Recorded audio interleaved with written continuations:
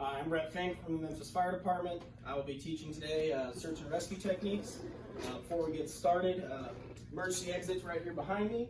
Bathrooms are right down here down the hall. If you can't hear or can't see, please just let me know and we can move chairs around. So anybody have any questions before we get started? Okay.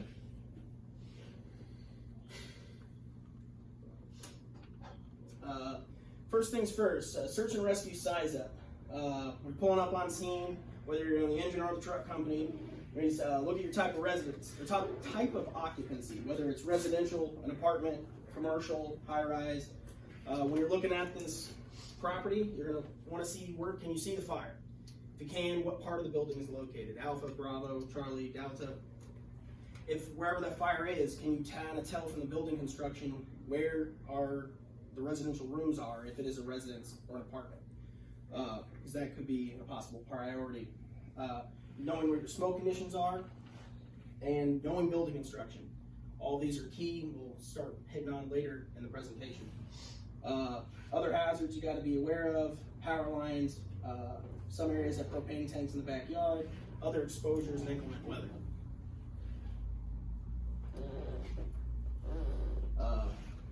Pulling up on residential, which is the majority of our fires are residential, time of day is key. If it's middle of the day and there's no cars out, it's not that we're not going to go search, but your chances of finding somebody inside, depending on what type of neighborhood you work in, might not be as likely. Where Station 39 works at, we have a lot of elderly people. It's very possible somebody could be there in the middle of the day, versus anyone could be home at night. See cars in the driveway, you might need to think like, hey, there's possibly somebody inside of this building, whether there's reports of it or not. No structure is clear until a search by a fireman has been made. 68% of structure fires were reported that somebody was inside. So that means there's 32% of fires that they found a victim inside and there was never a report from a neighbor, dispatch, or whoever that somebody was inside the structure. So you always got to keep, whether you're on the hose line, the truck company, or a search team, you always got to keep in the back of my mind, hey, I'm always looking for a victim. Life safety is our #1 priority. Locations of victims, statistically, bedrooms are where the majority of your victims are found. They're found in the bedroom on the floor. Approximately 44.5% of victims were found in the bedroom. So when you're searching a bedroom, make sure you're doing a more thorough search in the bedroom. Hallways, 10%. Family room, 16. Kitchens, 8. Your priorities on fire ground search is the area most threatened to the fire. So wherever that fire is at, that's where you need to find victims. The next would be the largest area of victims. So in a residence, that's probably your best bet would be searching the bedrooms first. The remainder of the structure would be next, and then exposures. And then the bottom here is primary search. 59.7% of victims are found during the primary search. The next is fire attack. So just because you're on the nozzle doesn't mean you're not looking for potential victims. Always be mindful.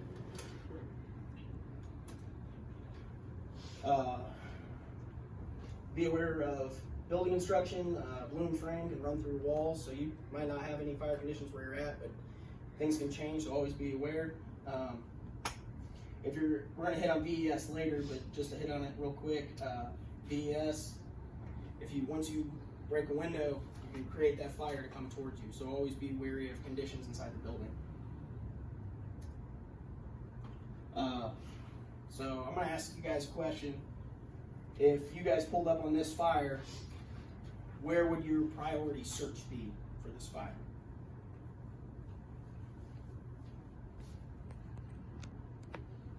The Alpha Division closest to where the flames are coming out the window. I'm going to assume that's possibly a bedroom right there. Yes, correct. What would be maybe the second idea? Once you get that area searched, where would you continue? Going by your statistics, I think the hallway. Hallway? Post your exit doors and post your windows. So, correct. I would get that fire area first, the other bedroom, and the hallway. This whole right side, and especially with building construction, you can kind of tell from this house that those are most likely bedrooms, especially you have an AC unit here. So, usually AC units are found in bedrooms. So, this would be kind of where you want to look. Now we do commercial and apartments. Same priorities as a residential structure.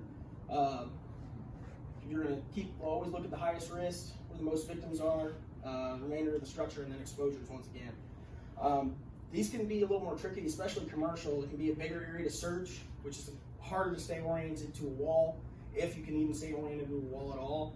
So if you're searching, maybe consider getting a rope bag, or if the hose line's in there, stay somewhat oriented to the hose line team. Like, I'm gonna go follow this hose line and search off that.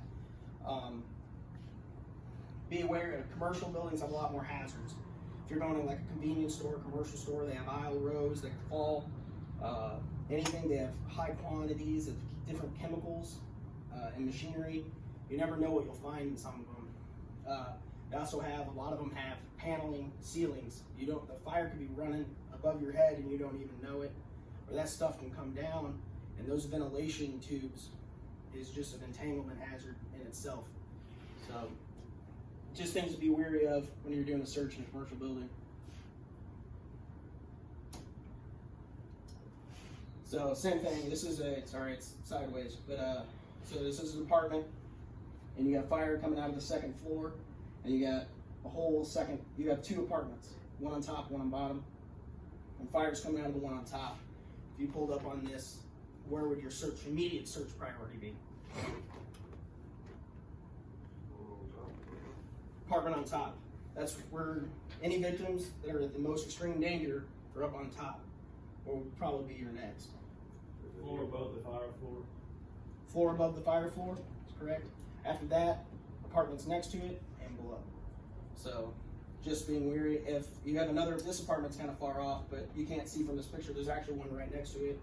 If the fire got a little out of control, maybe clearing out the next building for exposures if it got out of hand, or going down even a few more apartments, because you never know, especially apartments have that void attic space that run the whole entire apartment. So you could have a little fire, instead of 2 rooms here in this picture, 10 minutes, you don't get a good stop on it, you might have a big problem on your hands. Primary search is fireground priority. There's different types, traditional oriented, VES. All these different types of searching are systematic. There's a systematic approach. We've already talked about this. What's your first priority, your next priority, and so on and so forth, to make sure the whole entire building gets searched, to make sure there's no victim. So go to the first type. This is kind of traditional search. The first search you kind of get taught in fire school. And this is the one where you're staggered. Your first firefighter stands here, the next one's here. And he might be able to spread out a little bit with a tool or if he reaches. So you can always going to be in contact with that first fireman. And the lieutenant will say, right hand search or left hand search, and they're going to follow the wall, and they're going to stay in contact so they can always just come back around and search the whole building.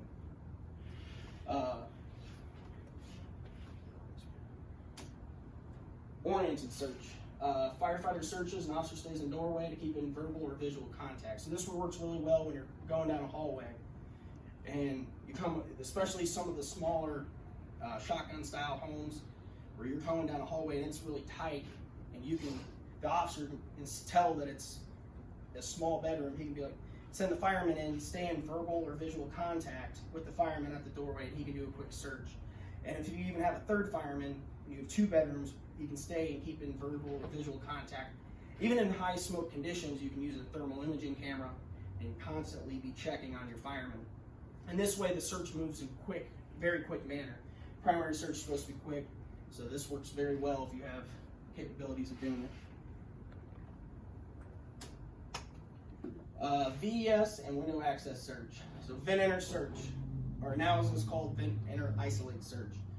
So vent enter search is a very good situation if you got a victim is in this room, or you'll have a delay if you go in through the front or side door and you have a high suspicion that there's a victim in a bedroom window.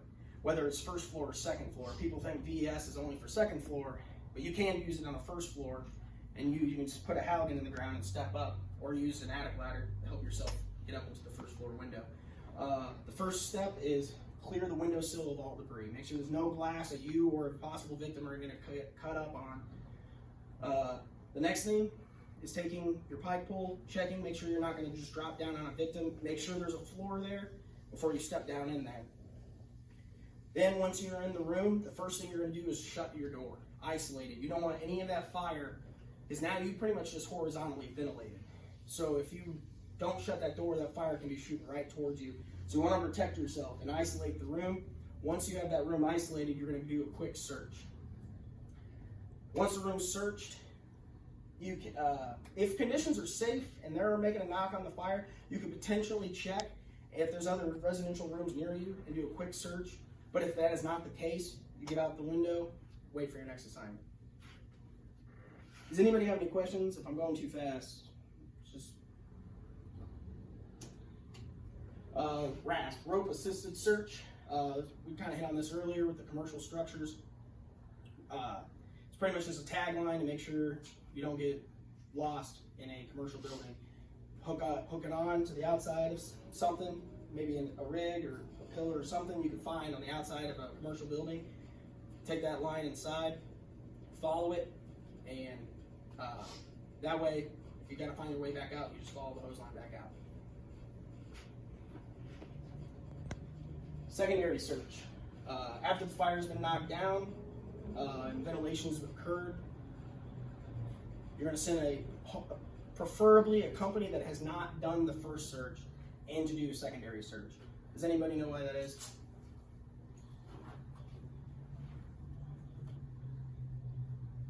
The first company, they've already been through, so they're, I guess, less likely to check as thorough. Bingo. That's exactly why. They were like, "Why? I've already searched this building. Why am I searching it again?" So you tend to miss things. So a second company that hasn't done the search yet, you're gonna be a little more thorough. Correct. Good.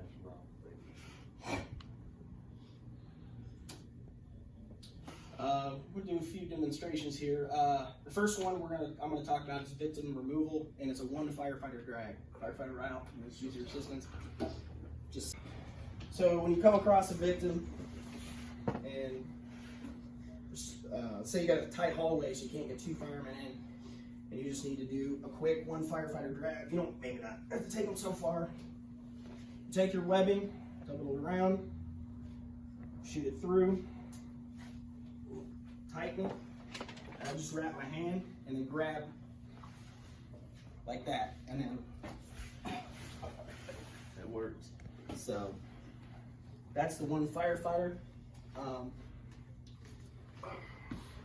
And then another thing, when let's say you're always going to be with the second firefighter. So typically you're going to be moving the victim with two firefighters. Phillips, firefighter Phillips. So here in a second, we're going to talk about the two firefighter lift, but I do want to show one other thing first. You want to stand on this side? So let's say we were about to drag this fireman out. We want to pull him out, but for some reason he's faced this way and our door is this way, and we don't want to drag him by his feet. We want to drag him head first or vice versa, whatever the situation is. Lay out. So, grab right here. Grab right here. Lift him up just slightly. And then all I'm going to say is head to me or head to you. Okay. So if I say head to me, you're going to rotate towards me. That's all it is. Head to me. And now we just switched his positioning. For drags, this might not come in handy a lot, but when we hit on it here in a minute, we're going to talk about bringing down a victim off of a ladder.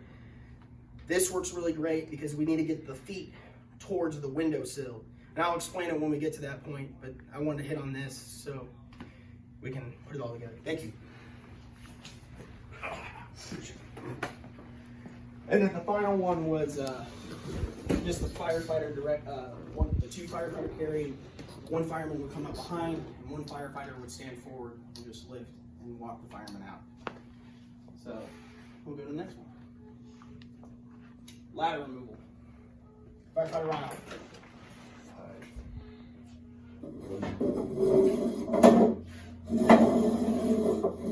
Just sit right here. So what we were just talking about, came up, found this victim, we dragged him, moved him over here, and we decided that it's easier or quicker the best option for this victim is take him down an exterior ground ladder. There's two easy methods to use for this situation.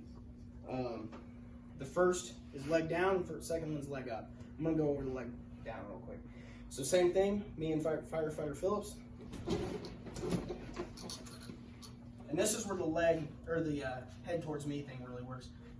So, head towards me, go.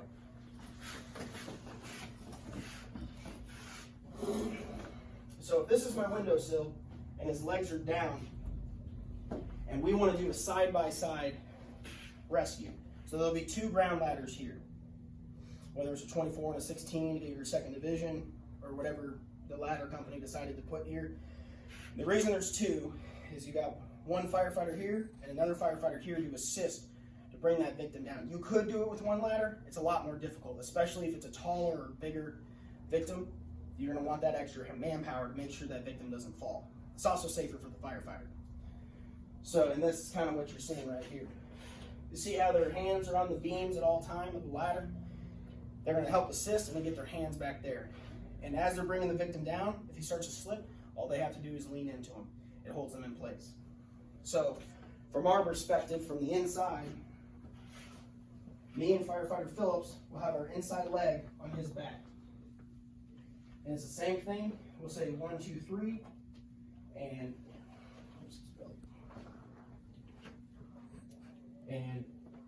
we're just gonna stand him up from this perspective, right? 1, 2, 3.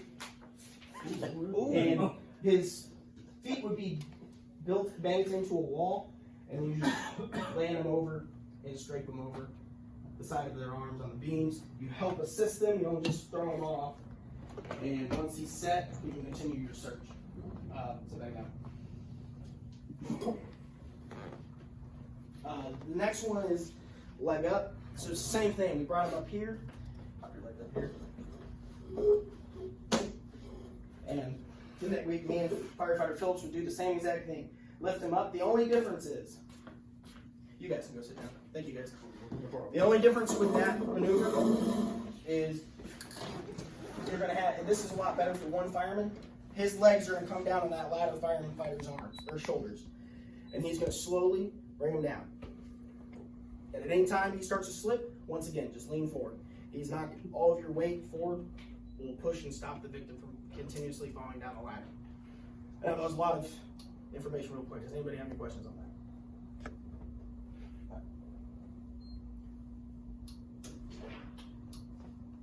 Any final questions?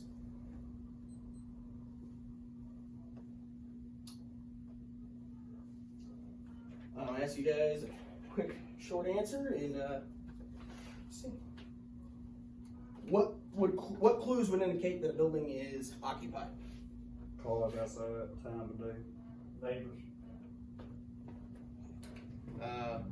Identify some information. You brought a good point up, air conditioning unit and the window, looking for that would be a bedroom. Being at night, bedroom would be first occupied, also closer to the exits be another one, trying to get their way out, and check the windows and doors as soon as you go in, that may be the last place they made it to before they passed out. Want to do a quick little quiz, and that'll be it. Next, you can hit pause.